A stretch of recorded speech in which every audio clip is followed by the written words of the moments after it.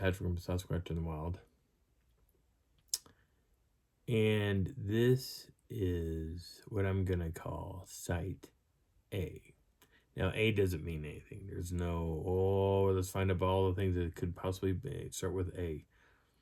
It doesn't mean anything. It's just a generic title for this area. Now, the reason why I'm saying Site A, because I'm getting tired of not saying technically where this is.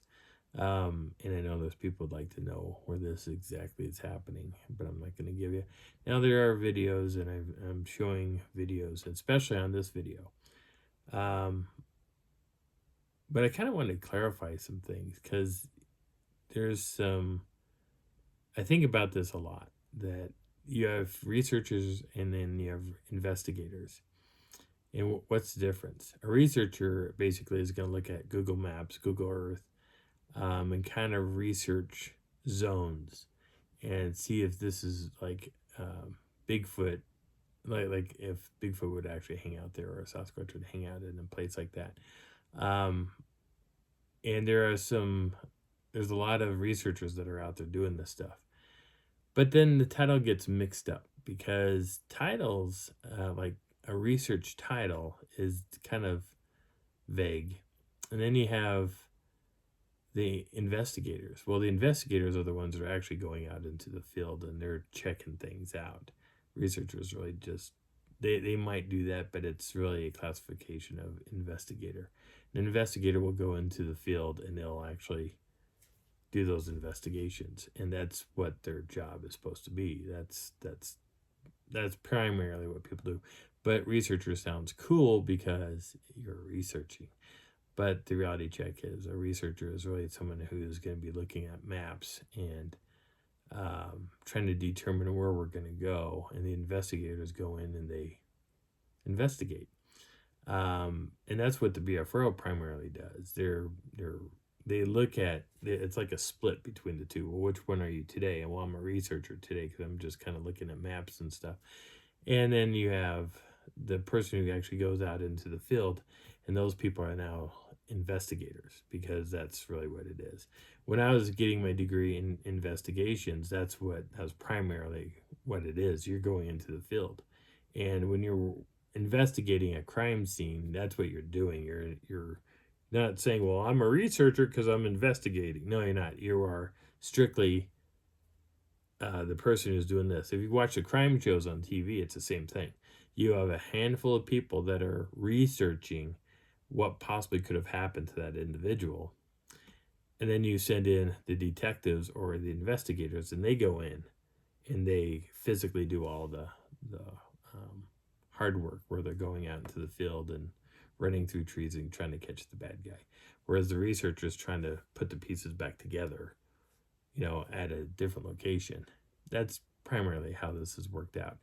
But you get a lot of people that are saying, well, I'm researching today and I'm going into the field. No, you're investigating today. And that's either you're a researcher or you're an investigator. But you shouldn't say that I'm researching today for Bigfoot. No, unless you're inside the house or inside your office or wherever your located thing is, that's where you're researching. You're looking online to see how many people had sightings in that area. That's a researcher. And I'm sure that people don't really care about this, but there's probably some people that don't quite understand the difference between the two. And that's the difference between the two. So that's just part one of this. Site A is actually the location that I'm going to talk about today. So this would have been 2017. Now, the last video I did was, I think it was 2021. This is 2017, a few years prior to that. And we had done another event, and it was I think our last event there. And which was kind of sad because we all enjoyed going out to and doing these little speeches and stuff and talking to the people, and that was fun. There was a lot of fun to this. When you go Bigfooting with a bunch of people, it gets really intriguing because you hear different stories and what works and what doesn't work, what techniques work and this and that and all this stuff. And you learn things. On that trip, we decided to experiment with some stuff. And somebody had said, "Oh, did you hear what such and such with the BFRO did? They blew up a balloon, and they have one of those little light stick things, where you crack it and shake it, and it glows. You stuff that into a balloon, you blow it up, and then you tie it off, and you hang it somewhere in your camp, and you hope that something comes in and plays with that balloon." Now, everybody was given one of those little light sticks. Everybody grabbed a balloon, kind of like the balloons behind me, except the balloons in question were like latex. And so we blew up all these balloons, and probably there was an overload of the system. We're camped in the same spot, but there was a lot of balloons, and I'm going to show a picture somewhere, maybe over here, because of the positioning of my head, that shows, the different balloons or what it looks like. But the first night, or the second night, I want to say the second night. First night? No, we may have done it on the first night. And everybody was there again. AJ was there, and Darla was there. Jim and Brian were there.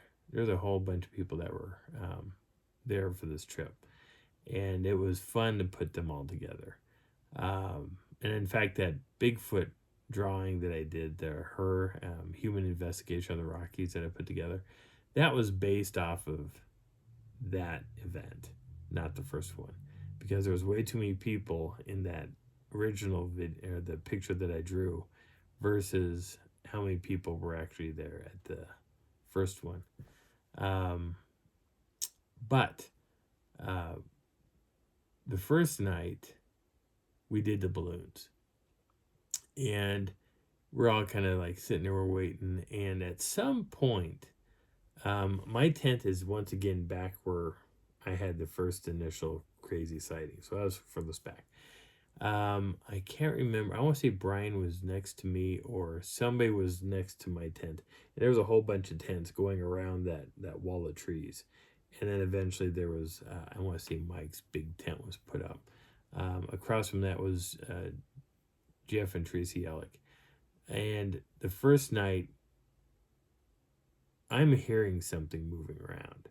I hear it, and Darla hears it. Brian, I'm pretty sure, heard it. I want to say Jim heard it. There was a lot of people that heard something walking around it, and we kept asking, who's outside, who's outside? Nobody was claiming that they were outside. So everybody knew when we started talking that something was there. And we didn't know what it was, because a lot of times people don't want trail cameras placed and all that. And I don't recall, I know I had a trail camera, but I don't recall me putting it up.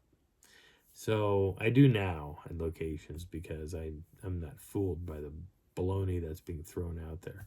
But at the time, we were discussing, and at some point we heard a vocal. The vocal was loud. It was like, "Wah!" And we all heard it. We were all in our cots, in our sleeping bags, just listening to this, and we're like, what the hell? And then everybody outside of me started doing vocals, and I was like, I'm not vocalizing this. And I was just listening, and you could hear everybody doing a vocal response. But at first everybody was like, who's gonna do it? Who's gonna do it? And I was like, one person, "What?" And another person, "Ah!" And you had all these people screaming. It was just like, oh, what? And then finally someone said, "Shh, quiet, quiet, shh, quiet." And that may have been Mike, just listening. So we're all waiting, see if we could hear something. And then it just went silent after that. It was weird. It was a really weird event. Now, there's more to this story. But when we quizzed who actually did it that morning, nobody claimed it. Nobody claimed it at all. So we were kind of caught off guard by this. And that just that miffed me. But at the campsite, we didn't know. Nobody knew anything. We were all in the dark, literally. The next morning, we go out for a hike. Or actually, we have breakfast and then we go out for a hike probably mid-afternoon. And we walk up this incredibly long winding road. And we veer off. And Jeff wants to show Mike this rock outcropping. And so we're all like hiking out back, and Darla stays behind. Teresa Yellick, I think, stays behind. But it's Brian, Jim, me, Mike, Scott. No, I said Jeff Yellick.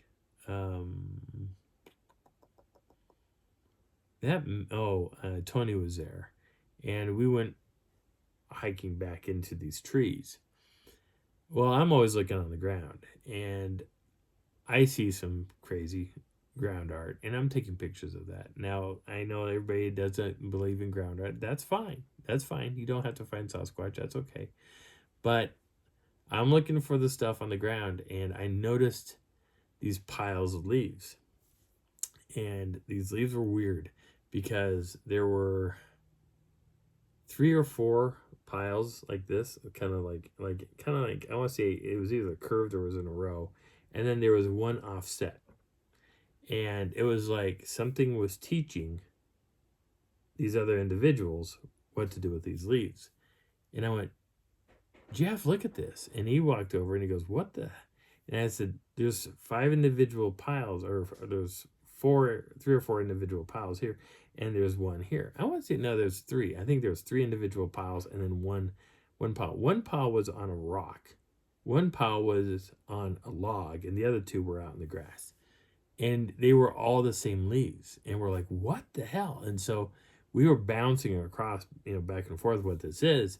And I said, dude, this looks like something is, they're flipping leaves, because these leaves, and I went down, I was picking up leaves and flipping it. And I was like, they're trying to dry the leaves.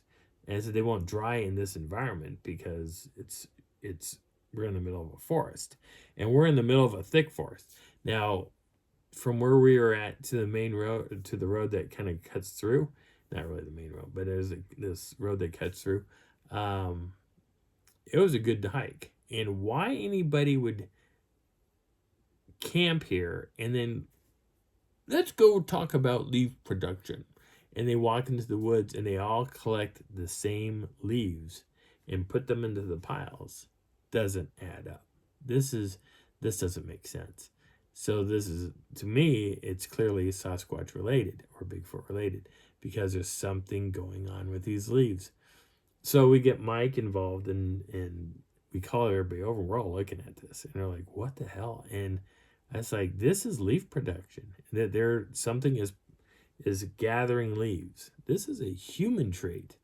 So they're gathering leaves and they're putting it into a pile and they're turning the leaves over. Primates don't typically do that. They won't sit there and do this. That doesn't add up. But something is gathering these leaves for a specific reason. So Jeff decides to take photographs of this, and he's taking pictures, and he researches that some of these he's researching these leaves. So he goes home and he researches it, but some of the leaves apparently have some form of medicinal value. There's something in it that actually makes it justified. Like, okay, this leaf may, if you eat enough of these, may stop a headache.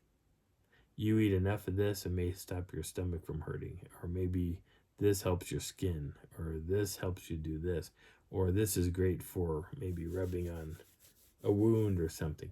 And this is what we were kind of finding. This is what Jeff was finding. On my phone, I can take a picture of a photograph and scan it. So on my phone, I can open up, it's called Picture This. And I can take a photograph of an actual plant and see what's on it. Eventually, like, I can take my camera, and with this app called Picture This, I can scan any plant I come across, and I can tell you what it is, if it's an herb or not. And there's a lot of herbs in Colorado. There's tons of herbs.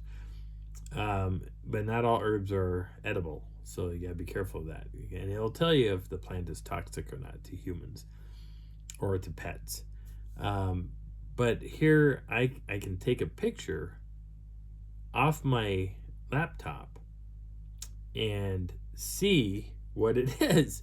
And I even tried this with a picture that someone brought into the garden center. I said, "What is doing this?" And then so I took a picture. I turned on picture this, aimed it at that phone, and I scanned that leaf off of that phone, and it told me exactly what it was. It told me roughly what was causing the problem, and everything else. And I'm like, dang, that is crazy.